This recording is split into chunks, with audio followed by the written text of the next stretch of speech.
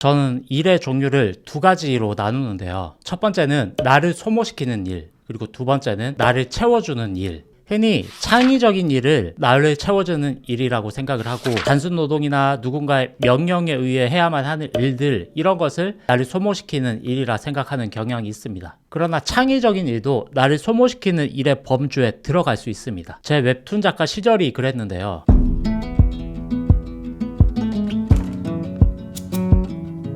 데뷔작을 연재할 때까지만 해도 드디어 내가 작가가 되었다, 뭐 이런 성취감과 만족감에 젖어서 일을 할 수가 있었습니다. 주위의 시선을 즐기기도 하고 누군가의 부러움이 원동력이 되기도 했었습니다. 그런데 그 기간이 길지는 않았거든요. 작가라는 목표점이 일상이 되니까 이게 더 이상 특별한 일이 아니게 된 거죠. 작가가 되는 거 말고 작가로서 행복하게 살기 위해 무엇을 해야 할지 고민을 전혀 해보지 않았기 때문이었을 겁니다. 연재를 하는 동안 제 머릿속은 불안에 가득 차 있기도 했고요. 작품 이거 인기 떨어져서 연재 중단되면 어떡하지? 뭐 먹고 살지? 다음 연재는 이거 끝나고 할 수 있을까? 또 내가 그 길고 긴 준비 기간을 버텨낼 수 있을까? 이런 불안들이 계속 막 자라나는 거죠. 그거로부터 도망가기 위해서 데뷔작을 하는 동안 차기작을 또 열심히 준비를 했고, 그 덕에 데뷔작 연재가 끝나자마자 차기작을 오랜 기간 쉬지 않고 바로 이어갈 수 있었는데, 그러면 거기서 저의 불안이 끝이 났냐? 그렇지 않았던 거죠. 이번 작품도 인기 없으면 어떡하지? 다음 연재는 또 어떻게 해야 되지? 내가 또 다음 연재 할 수 있을까? 계속 삶이 불안 속으로 빠져 들어가는 겁니다. 그런데 당시에 했던 두 번째 작품은 그 한국컨텐츠진흥원에서 연재만화 제작 지원 사업도 받고, 첫 번째 연재 때보다 원고료도 2배 이상이 넘었고, 당시에 아카데미에 하루 이틀 정도 강의를 나가기도 했고, 뭐 자잘한 외주들도 있었으니까 수입이 꽤 많았었거든요. 원고료로만 한 달에 한 500 정도가 넘었었고, 뭐 외주나 아카데미 일 뭐 이런 것들을 합하면은 한 200에서 500 정도 왔다 갔다 했으니까 어쨌든 한 달에 700에서 1000만 원 정도는 벌고 있었던 상황이라는 거죠. 그런데도 불안이 계속해서 커져만 갔습니다. 나는 평생 이렇게 작업실에 틀어박혀가지고 햇빛도 보지 못하고 불안에 떨면서 이렇게 시간만 보내면서 일을 해야 하는 것인가? 내 삶이 평생 작업실에 갇힌 채로 끝이 날 것 같다는 생각이 들었습니다. 그때부터 이제 심장이 막 쿵쿵쿵쿵 되기 시작을 하고, 막 식은땀이 나고 어지럽고 막 이래가지고 작업실 책상에 앉아있을 수가 없는 거죠. 그래가지고 막 황급히 뛰어나가가지고 햇빛 아래에서 숨 심호흡하고 좀 진정되면 들어와서 다시 또 조금 일하고, 또 다시 쿵쿵 뛰면 나가서 햇빛 보고 심호흡하고, 이것을 계속 반복을 했던 거죠. 마감을 지켜야 하니까. 어린 시절부터 그토록 되고 싶었던 만화가인데, 만화가가 되자마자 삶이 불행으로 치닫고 있었던 거죠. 그렇게 저는 급격하게 소모가 되고 있었습니다.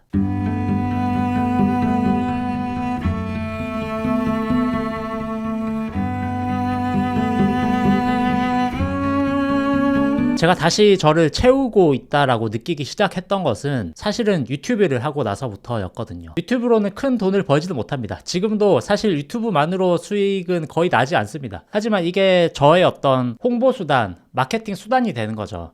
유튜브는 노동량이 과하지 않고 마감 시간을 스스로 정해서 할 수 있고, 특히나 좀 더 좋은 컨텐츠를 만들기 위해서 공부를 해야 하는데, 그 공부했던 것이 바로 컨텐츠로 만들어지고 실시간 피드백이 바로바로 발생을 하니까 이런 게 엄청 재밌었던 거죠. 책을 읽는 거, 운동을 하는 거, 심지어 게임을 하는 거, 이런 것까지 전부 다 컨텐츠에 영향을 주어서 저를 성장을 시킨다는 기분이 들기 시작을 했습니다. 내가 채워지고 있구나 라고 이제 느껴지기 시작을 했던 거죠.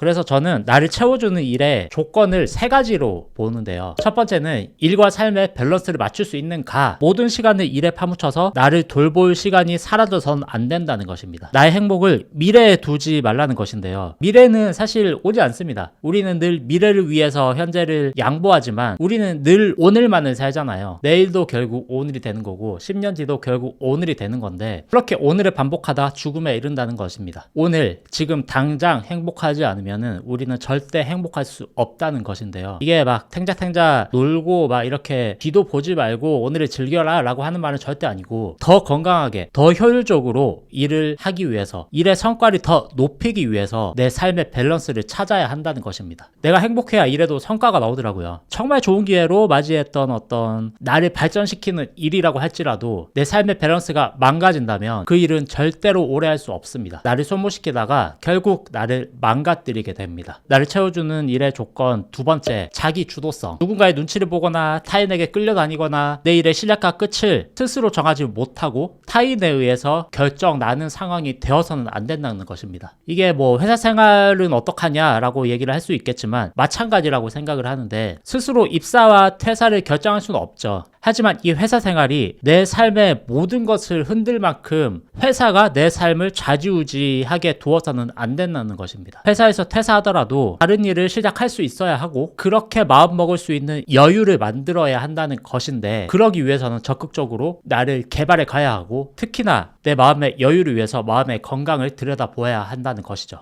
나를 채워주는 일의 세 번째 마지막은 내가 발전할 수 있는 일인가 라는 것입니다. 이를 위해 투자하는 시간이 나 스스로에게도 발전이 되어야 이게 채워지는 느낌이 들거든요. 예를 들어서 지금 당장 돈이 급해서 시작했던 일이라면 어쩔 수 없이 꾸역꾸역 참고 해야 하겠죠. 하지만 반드시 그런 일에는 나만의 데드라인을 그어두어야 합니다. 언젠가 이곳에서 벗어나서 나를 발전시킬 수 있는 일을 하기 위해 적극적으로 오늘의 나를 개발을 해 나가야 하고, 그러기 위해서는 나를 소모시키는 일을 언제까지만 하겠다라고 하는 일의 데드라인을 그어두어야 할 필요가 있다는 것이죠.